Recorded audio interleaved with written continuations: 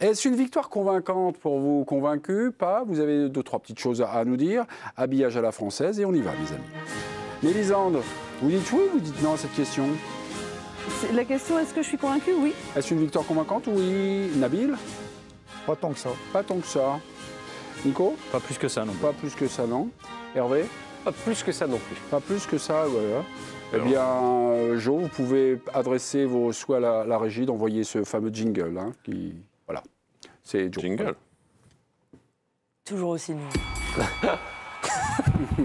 Mélisande, vous l'affrontez qui? Nabil, Nicolas ou Hervé? Je laisse le président choisir. Ok, très bien. Bon, président... Le petit jeune, là. Le petit jeune, le petit Nico? Le petit Nicolas Villas. Ça fait longtemps qu'on ne disait pas ça, moi. Nicolas Villas a dit non, plutôt non, une victoire convaincante. Mélisande est seule dans son vie le peuple. Elle a dit oui. Êtes-vous prêts en régie, mes amis? Hein? On dirait la deuxième mi-temps des Bleus. Hein. Un peu, ouais. Très bon. Eh bien, ça ne marche pas. Mais, mes amis, on va donner la parole à Mélisande Gomez. C'est une victoire convaincante. Voilà. Bah, on va le faire à l'ancienne. Vous allez voir, je vais compter les secondes. Et puis voilà. Bah, non, c'est pas grave si on ne l'a pas. Et on n'a pas de régie ce soir, mais... Si, il y a une régie, mais qui n'est voilà, pas très convaincante. Écoutez, ils font ce qu'ils peuvent. Oui, bah oui, oui. Ils font ce qu'ils peuvent. Mélisande, pourquoi vous êtes plutôt convaincu ou convaincue par cette victoire? Bah parce que vous me connaissez, mais parce que c'est une victoire. C'est pour ça que je suis convaincue. D'abord, il fallait un résultat dans un match compliqué à ce moment de la saison. C'est un adversaire pas facile pour plein de raisons. Et on a vu quand ils se sont un peu réveillés, les Ukrainiens, et rebellés aussi, que c'était une équipe qui était capable de faire des choses intéressantes. Et donc dans le contenu, la première période a été vraiment hyper bien réussie. J'ai été séduite par le collectif, par l'envie de l'équipe de France. Moins par la seconde période, mais je retiens le résultat. Il y a des joueurs qui ont été très bons, Tchouaméni, Koné, Olysée. J'ai trouvé que c'était très intéressant offensivement, solide défensivement. Donc oui, dans le chemin vers la Coupe du Monde, je suis convaincue par ce résultat. Ok.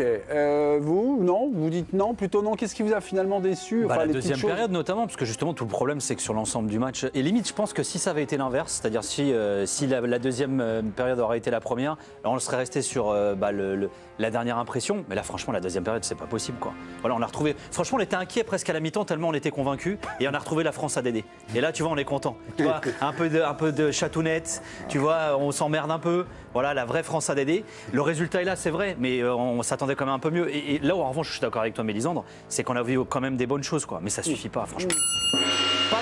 Pas suffisant pour être convaincant. Merci beaucoup. Vous avez parlé 33 secondes également. Oh là là, vous avez vraiment un sens incroyable du timing. Oh là là le compte X va rugir de plaisir. Si vous êtes convaincu, vous votez Mélisande. Si vous chipotez, si cette deuxième période commence à, je sais pas, à vous enquiquiner, c'est Nicolas Villas qui va l'emporter. Président, à vous de jouer. Moi, je suis plutôt Nicolas par rapport à ce qu'on a vu. C'est vrai qu'on a vu des choses super intéressantes, notamment en première mi-temps. Mais après, c'est le contraste entre les deux mi-temps, quoi. Subir autant face à une équipe d'Ukraine où il manquait quand même pas mal de joueurs. Alors certes, il y a une vraie pression, mais je trouve que quand ils perdent le fil sur un match, ils ont vraiment du mal à repartir de l'avant. Alors après, il y a ce but d'Mbappé qui fait énormément de bien parce que tu respires vraiment. Sur une passe magique de Tchouaméni, mais comme Nicolas, pas assez de choses positives pour être convaincu. Même s'il y en a une de très très belle en première, mais c'est vraiment deux salles, deux ambiances entre les deux mi-temps. Qu'est-ce qui fait que ça panouille un peu en deuxième période? Qu'est-ce qui fait que c'est les Ukrainiens qui haussent leur niveau de jeu ou c'est les Français qui baissent un peu? Ce que vous avez essayé de... C'est toujours la même réponse, c'est probablement un peu des deux.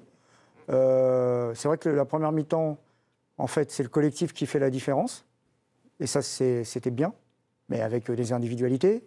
Et au final, en deuxième mi-temps, moi, ce qui m'a gêné, c'est que le temps fort ukrainien, il a duré beaucoup trop longtemps. C'était trop long. C'était beaucoup trop long. On a été vraiment énormément bousculés, je trouve. On a eu de la réussite, chacun appelle ça comme il veut. Et ensuite, on fait la différence au mode opératoire habituel, sur le talent individuel d'un joueur. Voilà. En fait, si la deuxième, le temps fort ukrainien avait été un peu moins long, moi j'aurais été convaincu, mais j'ai trouvé vraiment beaucoup trop long. Hervé. Ouais, ce qui m'a un petit peu gêné, c'est qu'en fait, dès que l'Ukraine a mis du pressing en deuxième mi-temps, parce qu'en fait, en première mi-temps, les Ukrainiens ont beaucoup attendu. Ils ne voulaient pas donner d'espace à la vitesse des joueurs français, je pense, donc ils avaient décidé de jouer très regroupés, de bloquer vraiment serrer l'axe pour éviter que ça passe. C'est finalement passé. Et donc en deuxième mi-temps, ils les ont joués plus haut. Et là où c'était plus embêtant pour l'équipe de France, et c'est pour ça que moi je ne suis pas complètement convaincu, et je trouve que ça a un motif d'inquiétude quand vous jouez dans ce système-là, puisqu'on avait parlé de ce fameux 4-4-2 ou 4-2-3-1, c'est-à-dire qu'avec deux milieux défensifs, et ben vous avez été en difficulté parce qu'à partir du moment où vous avez du pressing, à la récupération de balle, vous étiez toujours en retard. Toujours en retard. C'est-à-dire que les joueurs offensifs, quand ils ont eu la balle, ont été très intéressants et beaucoup plus en difficulté quand il a fallu défendre. Et à partir de là, il s'est passé un petit peu un enchaînement qui fait que sur 2 ou 3 coups, les Ukrainiens sont à ça de Non, mais marquer un quand tu es but, pressé, que tu es en 4-2-3-1, 4-4-2, 4-3-3, c'est le mouvement qu'il y a autour de toi. Bien sûr. C'est pas juste le système pour moi. Ah non, mais je parle C'est-à-dire que là, ils qu'on sont avait bien perdus vu en parce que- première Non, période. je te parlais d'hommes, là, plus que de système Oui, en tant oui, que non, tel. mais si- C'est-à-dire d'avoir mis des joueurs qui avaient vocation offensive, et qui sont peut-être pas moins défensifs dans l'âme, et puis on voit que Dembélé, lui, il est rentré, il a pas Non, de mais là, jambes tu non disais plus. que les Ukrainiens ont mis un peu plus de pressing, pressing, et par rapport à ce système, ils n'arrivaient pas à s'en sortir. Parce que les défensifs, Parce que c'est lié, en sur fait. le travail défensif français, ils ont été en difficulté sur les lignes de passe, ils n'arrivaient pas à bien J'ai se une placer. thèse, une lecture à vous proposer, si vous voulez bien. Une réponse. À la, non, C'est non, non, non, non, non. Si, À la réponse 51e minute, voilà, je regardais, je faisais une petite synthèse de cette deuxième période là qui démarre. Je dis tiens, c'est bizarre. Et j'ai trouvé que dans l'utilisation du ballon des Français, c'était un peu moins juste. Il y avait quelques pertes de balles qui étaient dues, Mais parce non pas qu'après, fondamentalement au pressing, mais peut-être à des erreurs techniques. Je me souviens de Barcola, Ouais, qui va centrer et qui donne carrément et qui alimente un ballon de contre-attaque aux Ukrainiens, qui étaient contents de la. Barcola, il a fait une très bonne première période par la mi-temps et une moins Il bonne. était, Je pense comme on l'a assez évoqué sur ces derniers jours et ces dernières semaines, que l'état de forme des joueurs n'est pas optimal. Et là, clairement, les Parisiens, on va en reparler, je crois, Oui. il y a cette donnée physique à prendre en compte. Donc de toute façon, personne n'est jamais convaincu de rien. Même quand on gagne une finale de Coupe du Monde en 2018, personne n'était convaincu. Donc c'est sûr que personne n'allait être convaincu. Il fallait gagner ce match. Ils l'ont gagné Ils l'ont fait, voilà. avec une première période, la meilleure qu'on les a vu faire depuis un bout de temps, quand même. Donc Giovanni après, Castaldi. Ouais, ça va pas. Ils ont eu 20 minutes. Contre la Croatie, ils avaient Mauvaise bien joué, minute, quand même. mais c'était un match de foot contre C'est une plus que équipe. 20 minutes. hein. Giovanni Ah oui, Castaldi. mais un match, jusqu'au t'es but, jamais hein. complètement dominateur. Ouais, mais là, la France C'est pas en un match de Ukraine, Coupe de France tu dois à un contre moment donné, une- pendant contre 10 une minutes, équipe un quart d'heure, amateur. te faire bousculer, je veux Bah bien, mais ouais, ça ça dure une arrive. demi-heure quand même. Une Bien, demi-heure bien, où tu jusqu'au peux, bout. où tu peux te Tu faire remarques égaliser, derrière. où tu peux te... Ouais, puis en première période, tu peux aussi mener 3-0 Oui, à la mais mi-temps. c'est ça qui est très étrange. Bah oui, mais ce t'oublies la contraste-là. première période parce qu'on Non, a fait j'oublie pas. J'ai dit 25 au mauvaises contraire, il y avait minutes. de très bonnes choses en première mi-temps, mais que la deuxième mi-temps, c'est trop long le temps fort des Ukrainiens. Moi, pour être à ce niveau-là de la compétition, tu dois.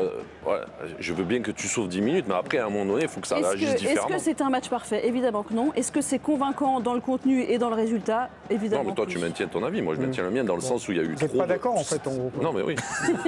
Il n'y a pas eu une vraie réaction Négociateur. française jusqu'à. Heureusement qu'il y a ce but. Et il y a l'action de Barcola aussi, de Olysée qui donne un super ballon à Barcola qui tire au-dessus. Oui, Et oui. sinon, voilà, ce deuxième but te fait vraiment respirer parce que si tu mets pas ce deuxième, moi je pense que les 10 dernières minutes, tu souffres encore plus. Et ça fait On presque ne le une mi-temps saura entière. jamais, président. Oui, mais ça fait beaucoup. On ne le saura jamais, mais on peut le penser quand même. et le dire dans les Ah, coups du c'était soir. parti pour en fait. On Giovanni était plus près du Castaldi. un partout que du 2-0. Giovanni On marque le Castaldi. deuxième, non Bah oui. Giovanni Castaldi nous attend. Les impressions de nous, téléspectateurs, avisés évidemment, mais les impressions d'un envoyé spécial. Vous êtes convaincus? Pas convaincus? Dites-nous vos impressions d'après-match par rapport à cette première, cette deuxième mi-temps, aux physionomies bien disparates. Bah bon, un peu comme tout le monde, il y a un écart énorme entre les deux périodes. Moi, j'ai été très agréablement surpris en première période, non pas par la qualité des enchaînements, parce qu'on connaît la technique des joueurs, mais moi, ce qui m'a bluffé, c'est la qualité du pressing et la hauteur de la récupération de ballons de cette équipe de France en première période. Ça, c'était vraiment impressionnant et c'est une vraie nouveauté dans cette équipe de France. Après, sur la seconde, évidemment, il y a un trou d'une demi-heure. Et ce que j'avais aimé aussi dans cette première période, c'est qu'il y avait une maîtrise technique dans la possession. Je ne suis pas totalement d'accord avec Hervé quand il dit que les Ukrainiens attendaient. C'est surtout la qualité du pressing français et les récupérations hautes qui les ont mis en difficulté et forcés à reculer. Et j'ai trouvé qu'en seconde, il y avait un peu plus de difficulté à récupérer le ballon. Didier, je vous vois. Hein. Venez si vous voulez. Non, venez. Venez. Bon bah Didier il est reparti, il reviendra après et en seconde moi il y a un trou d'une demi-heure, je suis d'accord. En revanche, si on prend les derniers matchs de l'équipe de France, je trouvais qu'il y avait beaucoup de difficultés sur l'aspect défensif et j'ai aimé notamment le match de Dayot Upamecano et Konaté. En seconde, je les ai trouvés solides. C'était pas le cas sur les récentes sorties des Bleus, sur tous les changements qu'on avait défensivement.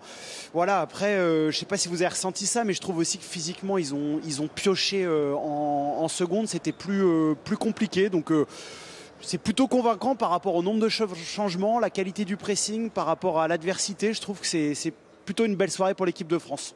Pardon Giovanni, mais au moment, lors du temps fort ukrainien, ce qui était à peu près, on va dire, dans toute la deuxième période, moi j'ai trouvé, ça m'a un peu inquiété que la structure du jeu français éclate un peu, qu'il n'y ait plus beaucoup d'organisation, quoi. C'est, voilà, on est là, on défend, voilà.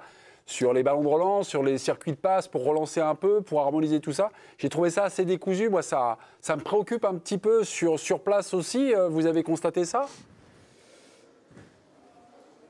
Il y avait plus de maîtrise, il y avait plus de calme et c'était vraiment ça qui était frappant sur la première période. J'arrive pas moi non plus à me l'expliquer. Il y a eu beaucoup de précipitations, de mauvais choix. Ils n'arrivaient plus à garder le ballon. Est-ce que c'est ce qu'on a vu, hein, cette séquence Ousmane Dembélé qui rentre à la mi-temps, il ressort blessé. Alors j'ai pas encore la nature de la blessure. Est-ce que c'est une rechute de l'ischio gauche ou comme Virginie l'a évoqué, est-ce qu'il est touché à la cuisse droite? J'ai pas encore d'informations. Voilà, est-ce qu'ils ont été perturbés par la sortie de Désiré Doué et le fait que Ousmane rentre et qu'il ne soit pas à 100%? Je ne sais pas, mais les remarques que vous avez notées, Mémé, je les ressens aussi, mais je n'arrive pas à les expliquer. On demandera à Didier tout à l'heure. C'est plus, moi, c'est pas trop dans le système défensif où ils ont été en difficulté. Moi, je trouve qu'ils se replaçaient plutôt pas mal. Mais c'est après, surtout, quand tu as la ressortie de balle. Ils n'arrivaient plus à conserver ce ballon, ils n'arrivaient plus à garder, à refaire remonter un peu l'équipe, à faire souffrir un peu plus l'Ukraine. Dans les temps forts, l'Ukraine a vraiment dominé. Parce que techniquement, devant, ils étaient beaucoup moins bons parce qu'ils étaient plus fatigués. On a vu des gestes. Je ne sais pas si c'est un peu lié à la fatigue. Les déplacements, les positionnements. C'est ce qui va être dit en tout cas. Bah ouais, de toute façon, non, mais en dehors de ça, c'est l'excuse va être trouvée. Non, mais en dehors de ça, c'est pour ça que je ne suis pas 100% d'accord sur l'histoire du pressing et de la volonté de jouer bas. Moi, j'ai vraiment la sensation. C'est vrai qu'il y a eu un très bon pressing des Français, mais on a quand même la sensation qu'ils voulaient jouer sur la vitesse de leur attaquant, un pivot qui remisait et puis essayer de partir dans le dos des défenseurs centraux français. Et en deuxième mi-temps, ils sont menés. Ils décident de presser plus haut, donc c'est plus difficile de ressortir quand tu as du pressing. Plus haut que ça, ils ont été complètement étouffés par tu sais jamais s'il y a aussi une part de volonté de la part de l'entraîneur de décider que son équipe joue un peu bas pour justement piquer la France en compte. Parce que tu peux penser que la difficulté des Français, c'est effectivement de jouer des fois dans le dos. Il y a peut-être une volonté de l'entraîneur, puis après il y a la réalité du terrain. Ou tu recules parce que tu es pris à la gorge aussi. On est toujours entre les deux. Je crois que Giovanni voulait se faire un petit duel avec Hervé. Oui, Giovanni. Non, c'est pas me faire un duel avec Hervé, c'est juste pour le coup, parfois quand on est au stade, on a la chance de voir des choses qu'on ne peut pas voir devant la télévision. Pour le coup, la volonté des Ukrainiens, c'était d'être beaucoup plus haut. Le sélectionneur ukrainien a passé son temps à demander à ses joueurs de sortir plus, d'aller chercher les Français plus haut. Il y a eu beaucoup notamment Zinchenko qui a donné de la voix sur les sorties de balles. Il n'était pas du tout content du déplacement de ses joueurs offensifs. Ils ont vraiment été pris à la gorge, quoi. Les Français, sur les 45 premières minutes, la qualité du pressing et la hauteur de la récupération, c'était du très très haut niveau. Mais justement par rapport à ça, moi je voulais te poser une question à toi, Jo, qui a connu le vestiaire de l'intérieur. Est-ce que quand on fait une première période aussi aboutie que ce qu'a fait l'équipe de France, est-ce que même inconsciemment on se dit pas on y va facile finalement en deuxième et on se laisse surprendre? Relâchement. Non, peut-être pas jusque-là, mais même de façon inconsciente, quoi. Oui. Ouais. Non, mais après, ce qui est fou, moi, je trouve que dans ces niveaux-là, c'est-à-dire que tu peux avoir un petit relâchement, pas en te disant ça va, la première mi-temps c'était facile, la deuxième ça va se passer tranquille, mais tu peux avoir un petit relâchement, qui en fait, début de deuxième mi-temps, les autres, après c'est une histoire de balance, les autres reprennent un peu le dessus, et toi, tu n'arrives plus à repartir, quoi. Et moi, c'est ce que j'ai ressenti. J'ai ressenti qu'ils n'arrivaient plus à repartir, à reprendre le tempo qu'ils avaient en première mi-temps. Et que c'était un peu étouffé. Moi aussi, je crois que je suis en le foot comme toi, en fait. Voilà. En fait, la question, ta question était orientée parce que tu le savais déjà. Non, mais parce que je savais, il se passe un truc. Nicolas. Ouais. En fait, vous posez des questions, vous avez déjà les réponses. Non, mais parce qu'en fait, c'est un métier, le journalisme, après. Bref, c'est... D'accord, très bien. Merci beaucoup.